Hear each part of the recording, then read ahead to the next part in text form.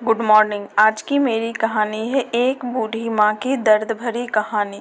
3 साल हो चुके थे बेटे को अपना घर छोड़कर विदेश में बसे हुए। इन 3 सालों में बूढ़ी माँ और ज़्यादा बूढ़ी हो गई थी। 5 वर्ष की उम्र में सुलोचना देवी की याददाश्त काफ़ी कमज़ोर होती जा रही थी। उन्हें रोज़मर्रा की चीज़ें याद न रहती, लेकिन जो उन्हें हमेशा याद रहता था उनका बेटा। दिन हो या रात, एक पल भी ऐसा ना होता जब उन्हें अपने बेटे की याद ना आती। दूसरी तरफ बेटा था, जो साल भर में एक आध बार अपनी माँ को फ़ोन कर लिया करता था। वो भी 1 से 2 मिनट, ज़्यादा बातें नहीं करता था।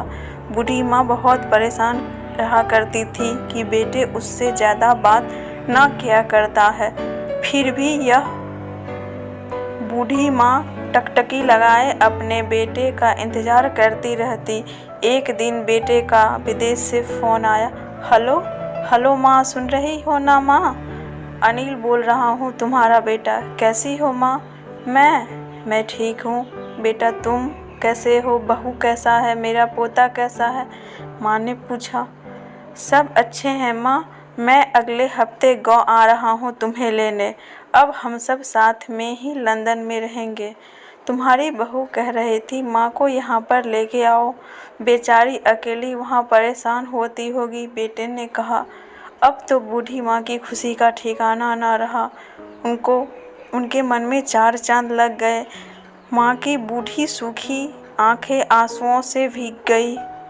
उसके कमज़ोर शरीर के नस-नस में खुशी की लहर दौड़ गई। बेटे और बहू का अपने प्रति प्रेम देखकर माँ का मन खुशी से भर आया। बेटे ने आगे कहा, माँ तैयार रहना माँ, मुझे ज़्यादा दिन छुट्टी नहीं है। जिससे जितने पैसे लेने हैं लेकर रखना। तब तक मैं प्रॉपर्टी डीलर से बात कर लेता हूँ घर के लिए। घर के लिए? माँ ने पूछा। हाँ माँ, गांव में घर हमें बेचना पड़ेगा। अब हम साथ में रहने वाले हैं, तो वहाँ पर घर रखने का कोई मतलब नहीं है माँ, बेटे ने कहा। बुढ़ापे की वजह से ठीक से चलने में असक्षम माँ पूरे मोहल्ले में ये बात बोल आई कि मैं अब अपने परिवार के साथ रहने वाला हूँ, अपने बेटे बहू के साथ रह रहा हूँ। मोहल्ले में घूम घूम कर अपनी इस खुशखबरी को सबको सुनाया। सभी को खुशी हुई। सबको लगा माँ जी के आखिरी दिन अपने परिवार के साथ खुशी से बीत जाएंगे। घर वापस आकर माँ ने अपने घर के कोने कोने को ऐसे देखा जैसे वह अपने दूसरे बेटे को देख रही हो। देखे भी क्यों ना, उस घर को अपने बेटे से कम थोड़ी समझा था। अपने पति के साथ 40 साल तो यहीं बिताए थे, लेकिन अब मजबूर थी। बुढ़ापे के आखिरी साल बेटे बहू के साथ बिताना चाहती थी। दिल पर पत्थर रखकर घर बेचने की बात माँ ने मान ली और माँ तैयार हो गई घर को बेचने के लिए, क्योंकि उन्हें अपने परिवार के साथ रहना था, जहाँ उनके बेटे बहू पोते सब लोग थे।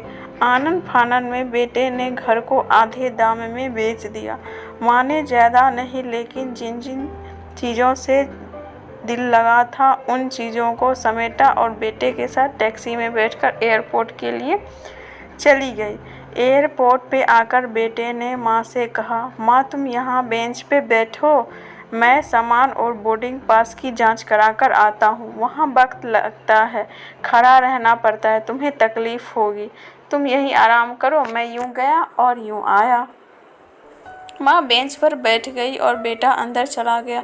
काफ़ी समय हो गया, वापस नहीं लौटा। माँ सोचने लगी ज़्यादा भीड़ होगी इसलिए देर लग रही होगी। माँ को क्या पता उनके साथ क्या घटना घट गई है, उनके बेटे ने उनके साथ क्या कर दिया है। कितना बड़ा धोखा हो चुका था बूढ़ी माँ के साथ। बूढ़ी माँ को कुछ खबर ही नहीं थी। अंधेरा होने को आया। अब तो लोग की चहलकदमी भी कम होने लगी। माँ को अब चिंता होने लगी। एक कर्मचारी ने आकर पूछा, किससे मिलना है माँ जी आपको? यहाँ क्यों बैठी हो? डरती हुई आवाज़ ने सुलोचना देवी बोली, मेरा बेटा अंदर सामान की जांच कराने गया है, लंदन जा रहे हैं हम। क्या नाम है माँ जी आपके बेटे का? कर्मचारी ने पूछा। अनिल नाम है मेरे बेटे का, सुलोचना देवी ने बताया। कर्मचारी अंदर गया और थोड़ी देर बाद बाहर लौटा। उसने सुलोचना देवी से कहा, माँ जी लंदन जाने वाली फ़्लाइट तो दोपहर में ही जा चुकी है। आपका बेटा उस फ्लाइट में जा चुका होगा। आपका बेटा फ्लाइट में बैठकर लंदन जा चुका होगा। अब आपके यहाँ बैठने का कोई मतलब नहीं है। आप भी अपने घर चली जाइए। क्या जा चुका है? और मैं घर जाऊं? घर? माँ की आंखों से आंसुओं का सैलाब उठने लगा। जैसे तैसे माँ घर पहुंची, जो अब उसका था ही नहीं, बिक चुका था। वो वहीं बरामदे में तुलसी के पास सो गई। घर के नए मालिक को उस पर दया आई तो एक कमरा किराए से उसको दे दिया। पेंशन के पैसे से खाना और किराए का बंदोबस्त हो जाता था। दिन बीतने लगे। कुछ दिनों बाद घर के नए मालिक ने सुलोचना देवी से कहा, माँ जी आप अपने रिश्तेदारों के यहाँ पर जाकर क्यों नहीं रहती हैं?